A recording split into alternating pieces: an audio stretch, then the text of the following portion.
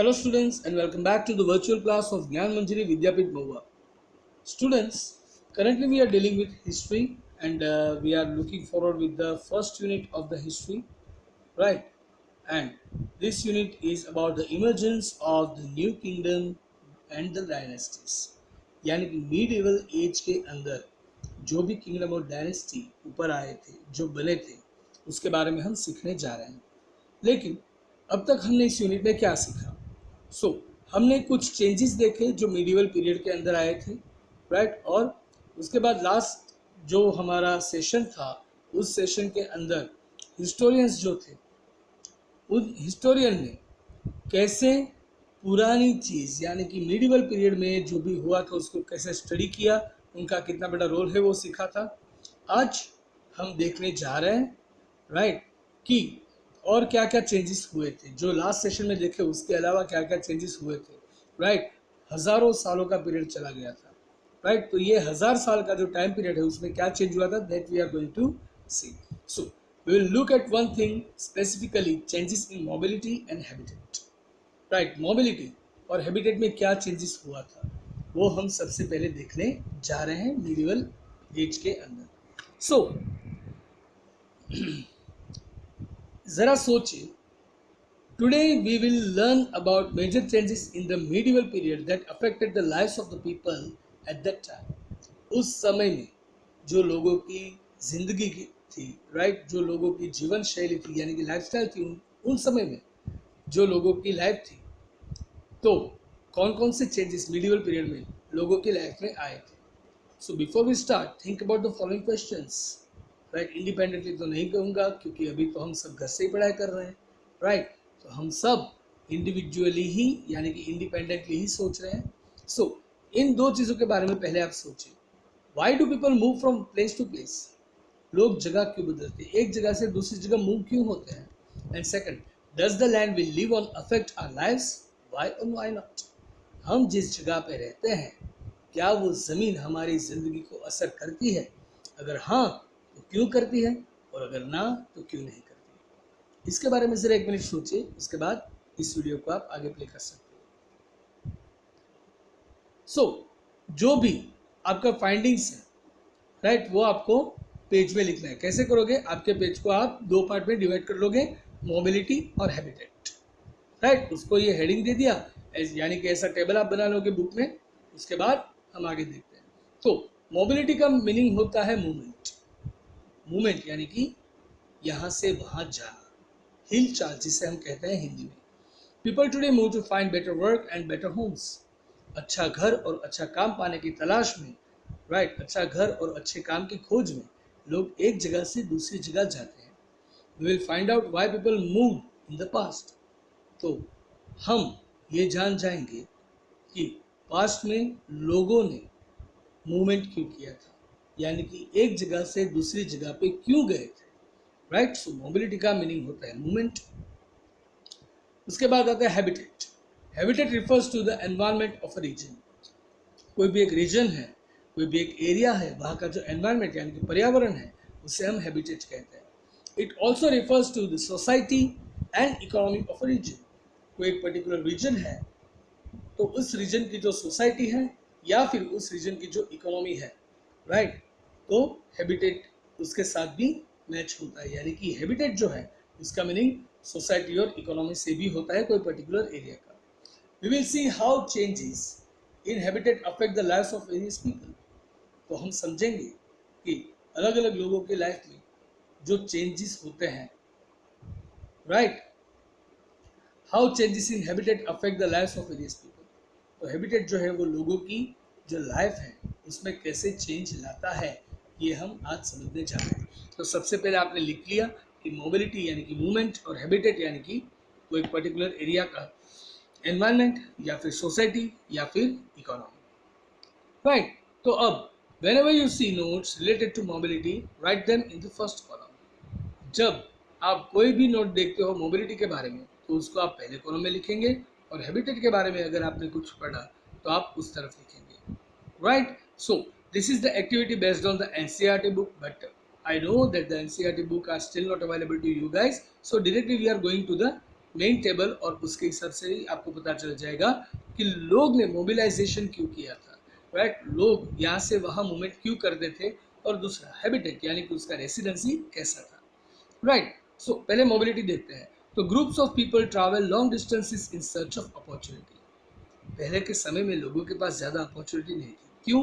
क्योंकि तब ज़्यादा टेक्निक नहीं थी आज की कंपैरिजन में, राइट। तब के कंपैरिजन में वहाँ पे जो टेक्नोलॉजी थी, वो टेक्नोलॉजी जो थी वो उसके लिए बेस्ट थी, लेटेस्ट थी। लेकिन आज के समय में हमें जो अपॉर्चुनिटीज़ मिलती है टेक्नोलॉजी की मदद से, वो उस समय पे नहीं मिलती थी। तो अच्छे काम की तलाश में, अच्छी तक के लिए लोग यहाँ से वहाँ घूमते थे। Second, Rajput served in the army of different monarchs. Rajput जो थे वो अलग अलग बादशाहों की आर्मी में सर्व करते थे, यानी कि ऐसे सैनिक, राइट, ऐसे सैनिक बन के जाते थे जो उन राजाओं के मोर्चे पे युद्ध लड़ेगा। तो उसके लिए राजपूत जो थे वो मूव होते थे, और अदर ग्रुप्स भी थे कि जिन लोगों का बहुत ही इम्पोर्टेंस रहता था कोई पर्टिकुलर सोसाइटी में, राइट। जैसे कि कोई अच्छा सा म्यूजिशियन हो गया, या फिर कोई ज्ञानी हो गया, राइट, या फिर कोई संत हो गया। तो उसकी ज़रूरत हर सोसाइटी को थी। तो उन सोसाइटी की ज़रूरत को पूरा करने के लिए संत महात्मा या फिर ज्ञानी, या फिर कोई सिंगर है, कोई म्यूजिशियन है, कोई डांसर है, वो यहाँ से वहाँ जाते थे, लोगों को एंटरटेन करते थे, और उसके सामने उसको अच्छी अपॉर्चुनिटी मिलती थी अच्छी लाइफ जीने के लिए, राइट। अगर हैबिटेट की बात करें, हैबिटेट की बात करें तो change in habitat forced forest dwellers and migrate. Habitat में चेंज हुआ, उससे क्या हुआ, जो फॉरेस्ट के ऊपर जो लोग निर्भर थे, यानी कि जो लोग सिर्फ और सिर्फ फॉरेस्ट में से ही अपना घर चलाते थे, एक बार फॉरेस्ट खाली होने के बाद उसको यहाँ से वहाँ घूमना पड़ता था, राइट। तो हैबिटेट में चेंज हुआ, राइट, वहाँ के एनवायरनमेंट में चेंज हुआ, फॉरेस्ट में से जितने सोर्सेज थे वो खत्म हो चुके, तो उसको अपनी लाइफस्टाइल चेंज करके कहीं और जाना पड़ा, और उसको माइग्रेट होना पड़ा। माइग्रेट होना यानी कि एक जगह छोड़ के दूसरी जगह पे बसना, राइट। उसके बाद कुछ ऐसे भी लोग थे जो पिजेंट बने। पिजेंट यानी कि वर्कर्स, यानी कि किसी और के वर्क में उसके गुलाम बनना, राइट। या फिर हम ये भी कह सकते हैं कि किसी और का खेत और उसमें हम मजदूर के जैसे काम कर रहे हैं, उसे पिजेंट कहते हैं, राइट। जैसे फॉरेस्ट खाली हुए, सोर्सेज खत्म हुए, तो कुछ लोग माइग्रेट हो गए, तो कुछ लोग जो थे वो पिजेंट बन गए, यानी कि वहाँ जिसके पास रिसोर्सेज थे उसके नीचे काम करने लगे। उसके बाद economical and social differences emerged. बहुत सारे इकोनॉमिकल और सोशल डिफरेंसेस आए, राइट। कुछ लोग अमीर बने, कुछ लोग गरीब बने, राइट। कुछ लोगों को सोशली बेनिफिट मिला, तो कुछ लोगों को ड्रॉबैक भी मिला था, right. People were grouped into jatis, और सबसे बड़ी बात, लोगों का ग्रुपिज्म हुआ जाति के हिसाब से। जाति यानी कि क्या, the caste, right, the division of the people on the base of the caste और the religion they do follow, right.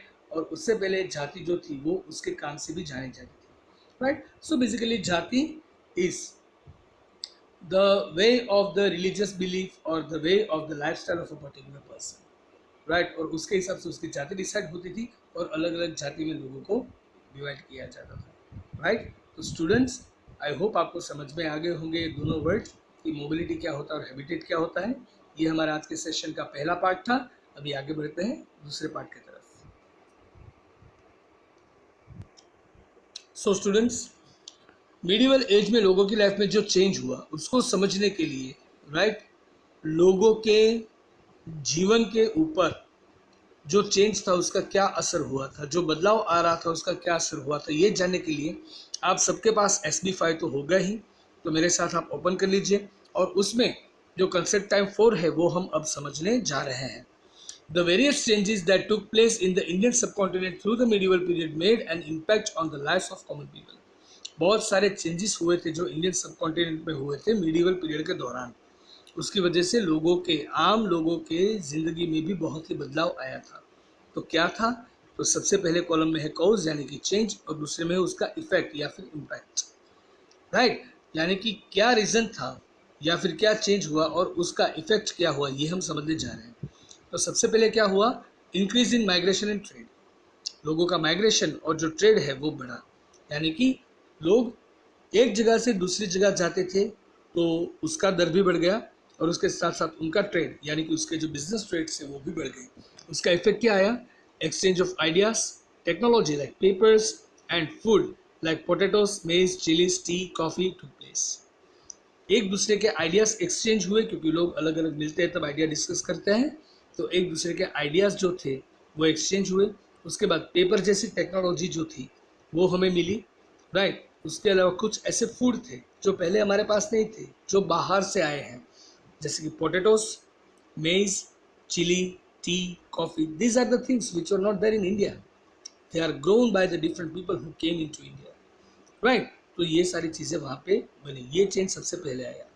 दूसरा change, availability of new products and services. जो नए प्रोडक्ट और सर्विसेज बने थे उसकी अवेलेबिलिटी हुई, जिसकी वजह से मोर वर्कर्स वर नीडेड। नई टेक्नोलॉजी आई, नई प्रोडक्ट आई, नई सर्विसेज आई, तो उसके लिए हमें ज़्यादा वर्कर्स की ज़रूरत पड़ी। So people move to towns and larger cities to take up this jobs. तो ये काम करने के लिए लोग अलग अलग टाउन्स में और बड़े सिटीज़ में माइग्रेट हुए, मूव हुए, right. The third cause of change is clearing of forest to make room for more agriculture, right. Forest को क्लियर किया गया ताकि हम एग्रीकल्चर के लिए ज़्यादा जगह बना पाए। तो इसके हिसाब से असर क्या हुआ, many forest dwellers had to migrate to new places. बहुत सारे लोग कि जो जंगल के ऊपर ही रहते थे, यानी कि फॉरेस्ट के ऊपर ही जिनकी लाइफ निर्भर करती थी, उन लोगों को अलग अलग जगहों पे माइग्रेट होना पड़ा। Some of them started farming and became peasants. कुछ लोगों ने फार्मिंग स्टार्ट किया तो कुछ लोग फार्मर्स के अंडर पीजेंट्स, यानी कि फार्मर्स के अंडर लेबर बन गए थे। They gradually become members of larger societies, और धीरे धीरे वो सब एक बड़ी सोसाइटी के मेंबर बन गए, where they had to pay taxes and provide services to local lords. जहाँ पे उन सोसाइटी में उनको या तो टैक्सेस पे करने होते थे, और उसके साथ साथ वहाँ के जो लोकल लॉट्स, यानी कि वहाँ के जो मालिक होते थे, डोमेस्टिक जो मालिक होते थे वहाँ के, राइट, उन लोगों को भी सेवा देनी पड़ती थी। उसके बाद the next change is society became more differentiated with the various जातिस, इमर्जेंस ऑफ ऑक्यूपेशन बेस्ड जातिस, राइट। सोसाइटी जो थी वो कुछ और विभागों में विभाजित हो गई, यानी कि उसका डिवीजन हो गया, राइट। किसके आधार से, विथ वेरियस जॉब्स, अलग अलग काम के ऊपर से, right. Emergence of occupation based जातिस, राइट। ऑक्यूपेशन के हिसाब से, धर्म के हिसाब से नहीं, लेकिन उसके काम के हिसाब से जाति का डिवीजन स्टार्ट हुआ।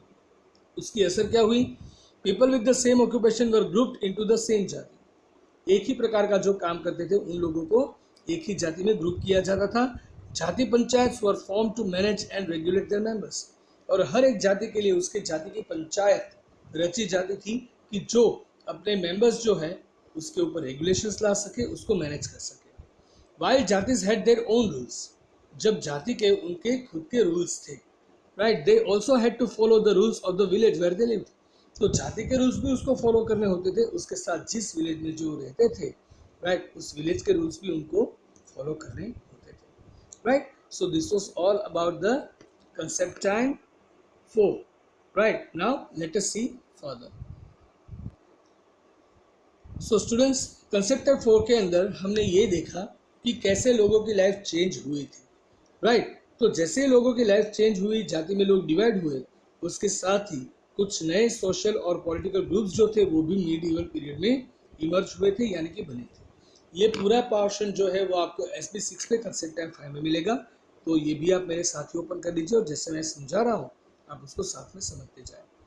तो many social and political changes took place between 700 CE and 1750 CE। 700 से लेकर 1750 की साल तक, यानी कि उन 1050 साल के अंदर बहुत सारे सोशल और पॉलिटिकल चेंजेस बने थे, यानी कि सामाजिक और राजनीतिक बहुत सारे बदलाव तब देखने को मिले थे। Changes in food and technology that we learn about earlier were part of the social changes. जैसे हमने बात की ना कि फूड और टेक्नोलॉजी, जैसे कि पेपर, और फूड जैसे कि पोटैटोस, चिलीज, टी, कॉफ़ी, तो ये सारे चेंजेस हमें देखने को मिले। तो फूड और टेक्नोलॉजी में जो चेंजेस आए, राइट, वो सोशल चेंज के ही पार्ट बन गए थे। Let us now look at some of the new social and political groups that emerge during this period. तो इस पीरियड में कुछ नए सोशल और पॉलिटिकल ग्रुप बने थे, तो उसके बारे में हम देखते हैं। तो सबसे पहले न्यू पॉलिटिकल ग्रुप, तो दो प्रकार के मेन ग्रुप पाए जाते थे, एक राजपूत और दूसरा मराठा। तो Rajputs emerged as an important political group. Rajput जो है वो बहुत ही इंपॉर्टेंट पॉलिटिकल ग्रुप बन के सामने आया था।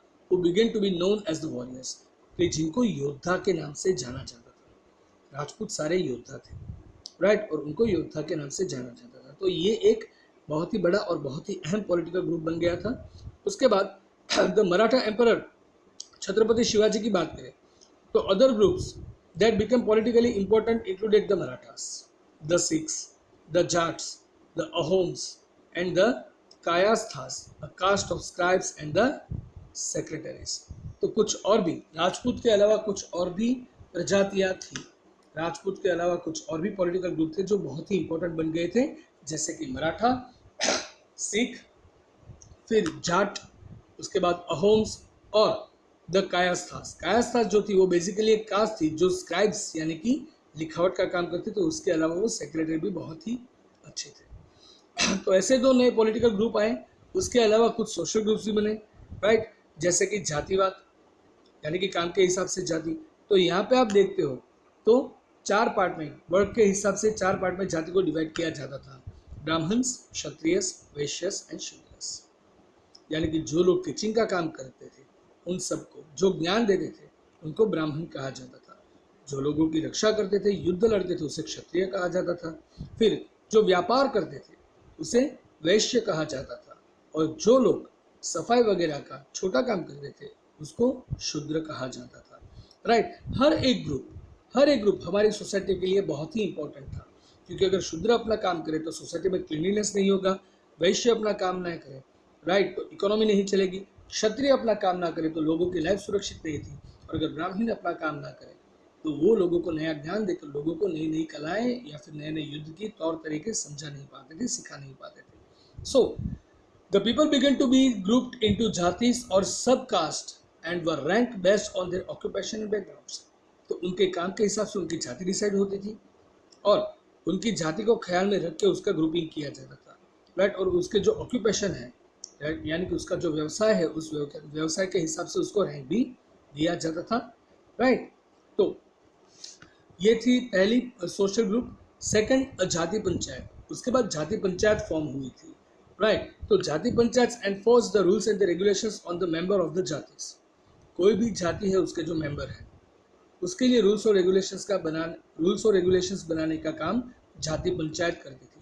और जैसे हमने प्रीवियस स्लाइड्स में देखा कि जाति पंचायत से बने कायदे कानून और उसके अलावा जो विलेज में वो लोग रहते थे वहाँ के कायदे कानून भी उनको फॉलो करने पड़ते थे, राइट। तो ऐसे कानून बनाए जाते थे जो सबको फॉलो करना है, जिससे पूरी जाति को कंट्रोल और रेगुलेट किया जाए, मैनेज किया जाए, राइट। तो यहाँ तक बच्चों हमने सीखा है। Now it's time for your homework. So practice question number 4 जो है हमारा, उसमें 4.1, 4.2 और 4.3, राइट, इन तीनों क्वेश्चंस के आंसर आपको लिखना है। तो आप यहाँ पे वीडियो को पॉज कर सकते हो और क्वेश्चंस लिख लीजिए and then this lecture is over, right. So guys, आज के सेशन में बस इतना ही था जो मुझे समझाना था, राइट। तो आज हमने सीखा कि मिडिवल पीरियड के अंदर और क्या क्या चेंजेस आए, कौन कौन से नई टेक्नोलॉजी आई, कौन कौन से नए फूड आए, उसके अलावा सोशल चेंजेस कुछ कैसे हुए थे और पॉलिटिकल चेंजेस भी कैसे हुए थे, राइट। और उसके हिसाब से ही आपको 4.1, 4.2 और 4.3 का आंसर देना है। So that is your homework only. I hope आपको समझ में आ गया होगा।